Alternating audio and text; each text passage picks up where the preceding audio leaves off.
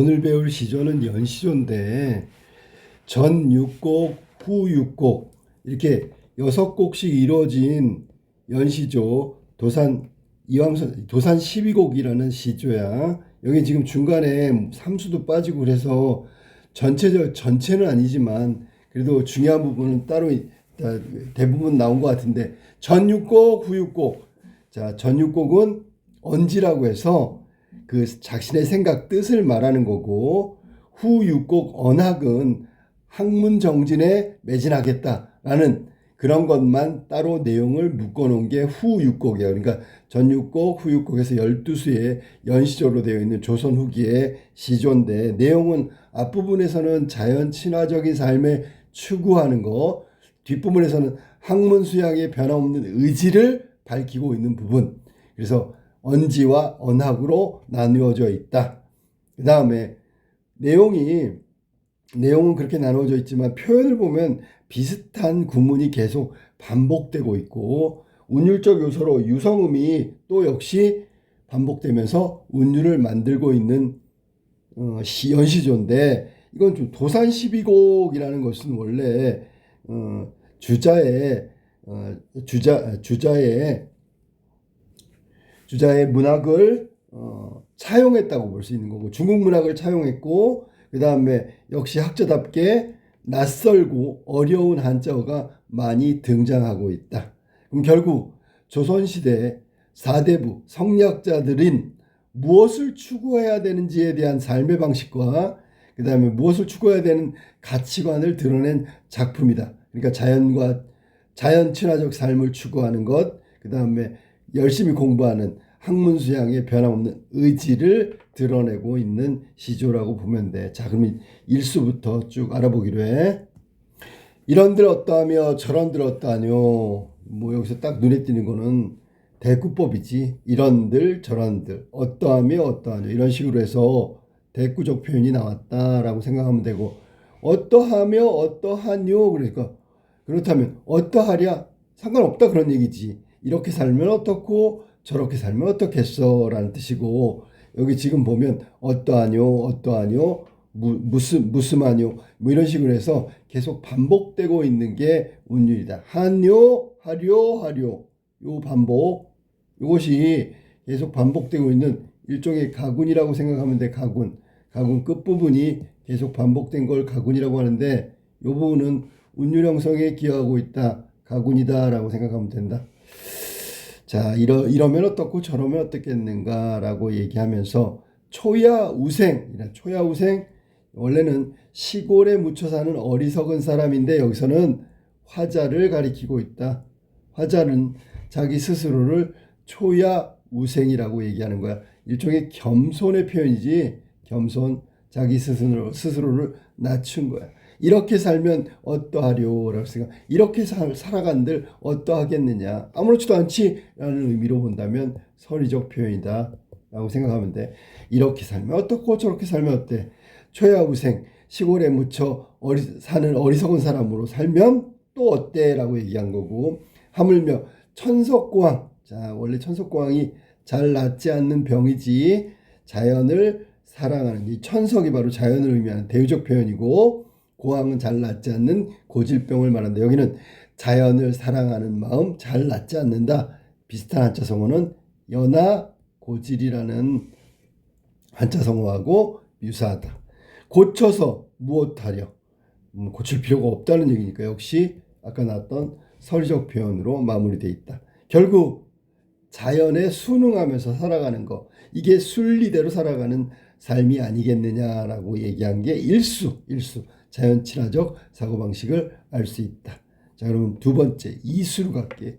연화로 집을 삼고 풍월로 벗을 삼아. 이거 봐봐. 연화로 풍월로 집을 삼고 벗을 삼아. 역시 대꾸법이 나서 첫 번째 나온 거랑 똑같이 대꾸법이 나왔다. 시조는 거의 대꾸라고 생각하면 되고, 연화는 연기와 노을인데 여기는 연기가 안개라고 생각하면 돼. 안개와 노을로 집을 삼고 자연으로 집을 삼네. 풍월, 이것도 바람과 달이니까 이것도 자연이 되겠지. 벗을 삼아, 얘네들이 자연인데 어떻게 친구가 될 수 있어? 이런 건 의인법이라고 하면 되고, 대꾸법과 의인법이 쓰였고, 자연과 더불어 살아가는 삶, 이게 추구하는 여기 화자의 가치관이라고 생각하면 돼. 자연은 함께 공존하는 것이다, 어울려 사는 것이다, 이렇게 생각하고 있는 게 화자가 느끼고 있는 자연관이야.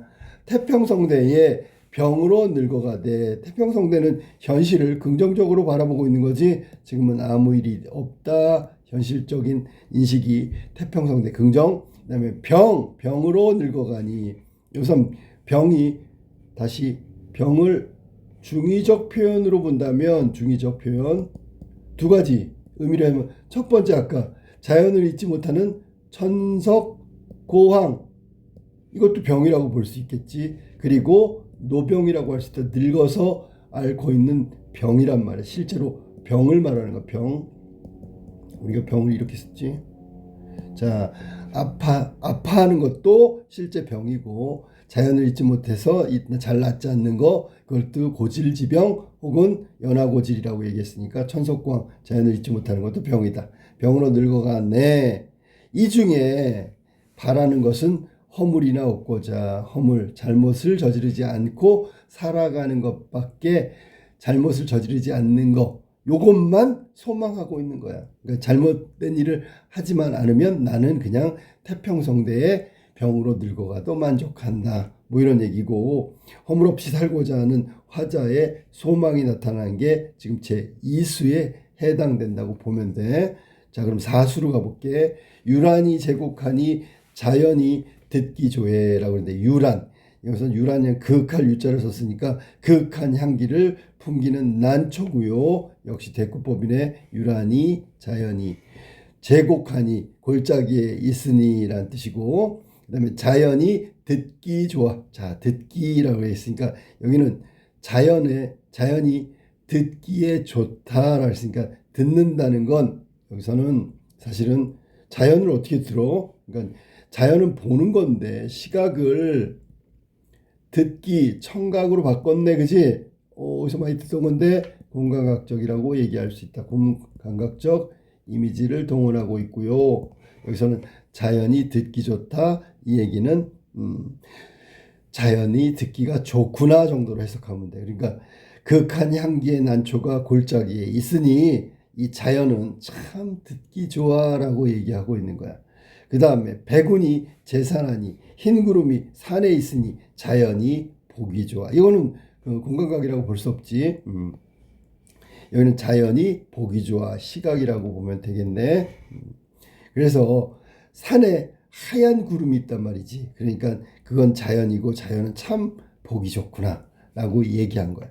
지금 초장하고 중장 사수의 이 배경은 거의 탈속이라고 봐야 되겠지. 속세에선 볼 수 없는 정말 아름다운 그윽한 자연의 모습이다.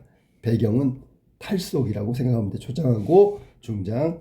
이 중에 피미린, 피미일인, 그러니까 여기서는 아름다운 사람이지, 원래 해석은 저 한 분 아름다운 사람, 이게 이제 지시어야.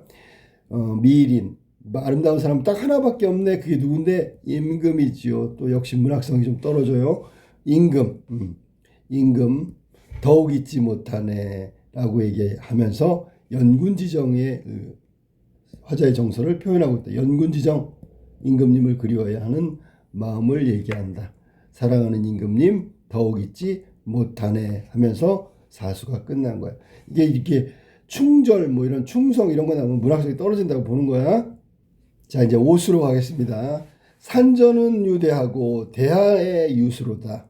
자, 화자가 머물고 있는 공간이고, 역시 대꾸법 산대의 대하에, 여기는 화자가 지금 머물고 있는 공간이다라고 해석하면 되고, 어디 있는데 산 앞산에는 대가 있고 대 아래는 물이 흐르고 있다, 이렇게 해석하면 되겠네.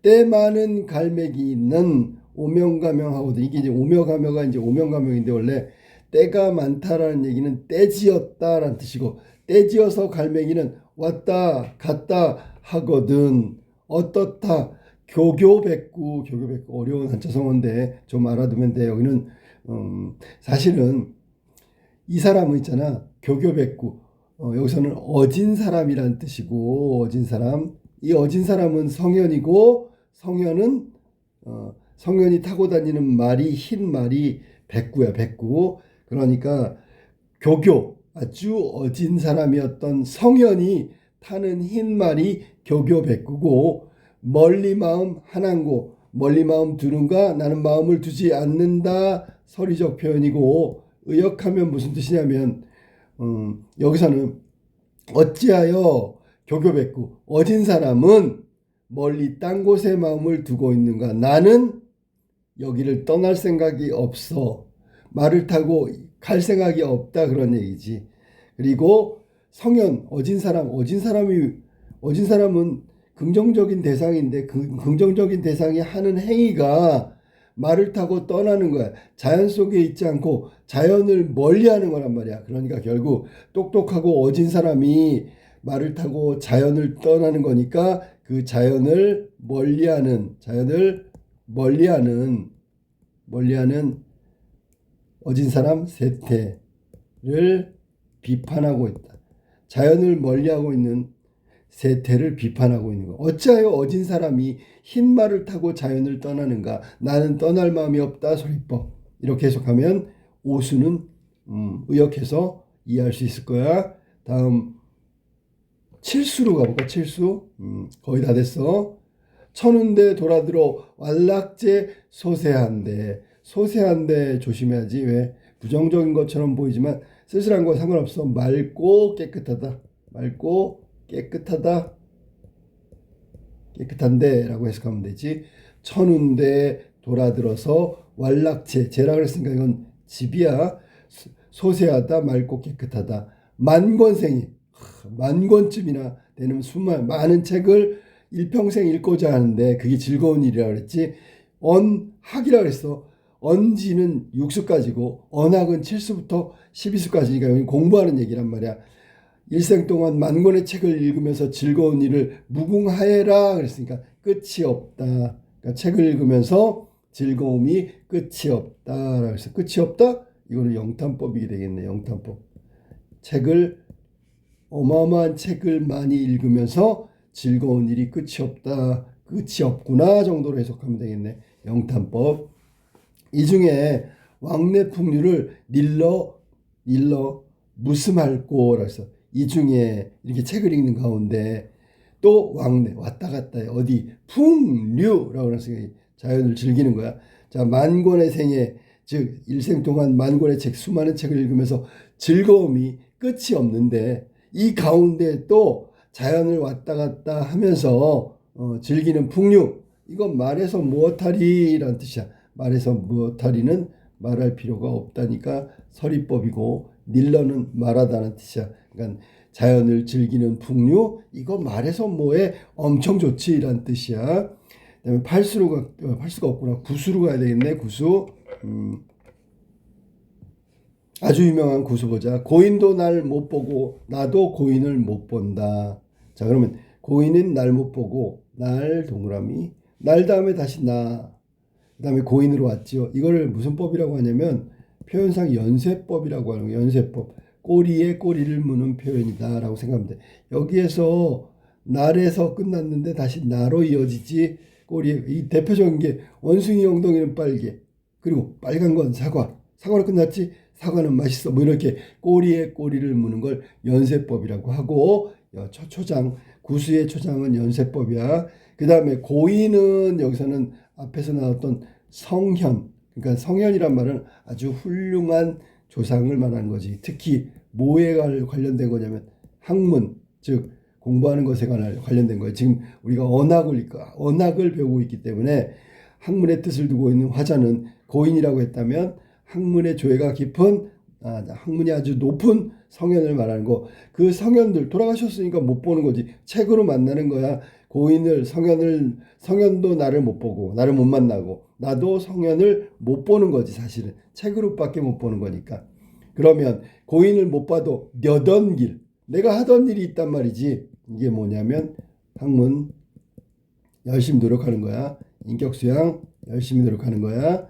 이걸 말하는 거고, 사실은 요 구절에 여던 길 앞에 있네 라고 했는데 내가 해야 될 일, 해야지만 하는 일이 앞에 있단 말이야. 그럼 해야지, 그지? 여동길이 앞에 있거든. 아니냐고 어쩔고. 여동길이 앞에 있으면 할 수밖에 없겠지요. 역시 서리적 표현이야. 서리법이고. 요건 내용을 잠깐 설명하면 도산 이황 선생이 잠깐 학문을 멀리하고 관리가 됐던, 그래서 한 10년 동안 관직에 머물러서 공부를 해야 되는데 뭐 사대부 양반이 벼슬 하는 것도 그것도 본분이긴 하지만 자신이 해야 될 일은 열심히 성현들의 말씀을 새기는 공부를 해야 되는데 공부를 안 했기 때문에 지금 다시 관직에서 물러난 다음에 와가지고 앞에 여던길 하던 게 있으니 하겠다라고 하면서 학문과 인격수양 이 길을 걷겠다라는 의지를 드러낸 거고, 아니냐고 어쩔 거니까 아니낼 수는 없다라는 서리적 표현에 해당된다. 그럼 결국 고인 즉 성현처럼 열심히 공부하는 것을 따르겠다라는 화자의 의지가 드러난 부분이라고 볼 수 있는 게 구수다. 자, 십수로 가보죠. 십수. 당시엔 여던길 몇 해 벌어두고, 자, 지금 금방 설명했던 여던길을 몇 해 벌여줬다라는 얘기는 공부 안 하고 관직 혹은 벼슬에 나가서 그것도 신하의 뭐 자신이 맡은 본분이니까 그거 하다 왔단 말이야. 당시엔 여던길은 공부하던 거고 몇 해를 버려뒀다. 여기서 해석을 하면 정확하게 해석을 하면 몇 해를 버려두고가 관직에 나가서 학문을 좀 멀리했다는 얘기고, 당시엔 여던길은 공부하던 것을 말하는 거야. 어디가 다니다가, 어디가 다녀? 벼슬길 다녔겠지. 어디가 다녔다고? 벼슬길에 다녔다. 벼슬길. 아까 얘기했던 벼슬에 나갔다가 이제사 돌아왔는가. 이제야 돌아온 거. 이제야 오나니 딴 데 마음 말오리라 했어. 딴 데. 이제야 돌아왔어. 이제 돌아왔단 말이야. 이제야 돌아왔으니까 이제야 돌아오니 뭐 이것도 역시 연세법이라고 볼 수 있어. 아까 나왔던 연세법하고 비슷하지. 이제 돌아왔고 이제나 돌아오니 이 부분이 이어졌단 말이야. 이건 연세적 표현이라고 보면 되고, 딴 데가 뭘까? 딴 데? 이 벼슬이란 말이야. 아까 얘기했던 벼슬. 다른데 마음을 두지 않겠다라는 뜻이고, 오직 학문에 정진하겠다라는 그 마음을 표현한 게 바로 십수의 내용이다. 십수. 자, 그 다음에 청산을 어찌하여 망고에 푸르르며, 이것도 유명한 거지. 여기서 조심할 건 뭐냐면 청산과 유수가 나왔는데 이건 자연물인데 이 자연물을 예찬한 게 아니라 자연물의 속성을 예찬했다고 봐야 돼. 청산은 푸르른 산이고 만고에 푸르르다 이 말이 나왔으니까 만고에 푸르르다는 얘기는 영원성을 말하는 거야. 늘 항상 영원성, 영원히 푸르는 거고, 유수는 쉴 새 없이 흘러가는 물이란 말이야. 그러니까 이것도 역시 끊임이 없다라는 뜻이야. 공부하는 자세가 바로 이거지. 청산과 유수처럼 만고에 푸르고 주의해도 그치면 안 돼. 그냥 했다 안 했다 하면 안 된다고. 그러면 아니난고, 그러니까 아니하지라는 뜻이야. 그러니까 서리적 표현이고, 그 다음에 이 두 구절은 대꾸에 해당한다. 대꾸법이다. 청산은 유수는 어찌하여 만고에 주야에 푸르르며 그치지 아니하는 거, 이렇게 대꾸적 표현을 하고 있다. 그 다음에 우리도라고 나왔는데 이 우리도는 누구하고 반대되는 거야? 그러면 청산과 유수가 늘 변함이 없고 꾸준한 건데 우리는 그러지 못하면 안 되겠지. 그러니까 우리라는 말은 청산과 유수와 같지 못하다는 뜻이야. 대조에 해당된다. 인간도 그치지 마라. 만고상청하리라. 자, 만고상청은 아주 오랫동안 영원히 푸르름을 간직하는 건데, 이걸 이제 인간으로 바꾸면 변함없는 학문과 공부하는 거야. 인격수양의 태도를 말한다. 변함없이 쭉 꾸준히 해야 된다는 걸 얘기하는 거고, 학문은 공부하는 거고 수양은 인격수양이란 말이야. 두 가지 다 같이 하는 게 사대부의 어떤 바람직한 자세이기 때문에 이거 변함없이 이거를 자연물의 속성을 가지고 얘기했다. 만고에 푸르고 주야에 그치지 않는다. 이것처럼 우리도 그치면 안 되고 아주 변함없이 학문과 인격수양에 매진해야 된다. 뭐 이걸 하면서 넘어갔죠. 자, 마지막 12수로 갈게. 12수. 우부도 알며. 우부는 누구야? 어리석은 사람. 이거는 어리석은 사내 뭐 이런 뜻이야. 어리석은 사람. 어리석은 사람도 알 수 있어. 그러니까 굉장히 쉬운 거잖아. 알며 학원이 오늘 학원이는 실천한다. 그러니까 어리석은 사람도 알고 실천하니 그 안이 쉬운가? 그렇지. 어리석은 사람도 다 알 수 있어. 그리고 실천할 수 있어. 그럼 굉장히 쉬운 거잖아. 그러니까 서리법이지. 성인도 못다 하시니 그 안이 어려운가? 어렵지. 서리적 표현이야. 쉽거나 우부에 쉽거나 성인의 어려웠거나 중에 늙은 줄을 몰라라 라는 얘기니까 이 어렵거나 쉽거나 하는 게 공부하고 인격 수양하는 건데 늙는 줄을 모른다 그랬으니까 여기는 지금 학문의 길은 영원하다는 것을 말하는 거예요. 그러니까 늙는 줄을 모를 정도로 계속 매진하고 노력해야 된다. 그리고 계속해서 해야 되겠다는 의지가 드러낸 부분이야. 늙는 줄도 모를 정도로 열심히 해야 된다. 뭐 그런 얘기를 하고 있는 게 마지막 12수란 말이야. 학문의 깊은 진리와 영원한 인격 학문 수양의 길을 가겠다는 화자의 가치관이 드러나 있는 게 마지막이라고 생각하면 돼. 도산12곡 전체적으로 정리를 한번 해보겠습니다. 정리 도산12곡. 자, 첫 번째 도산12곡은 이게 지금 시조는 역시 사음보니까 사음보 운율을 가지고 있다. 운율적인 내용 사음보.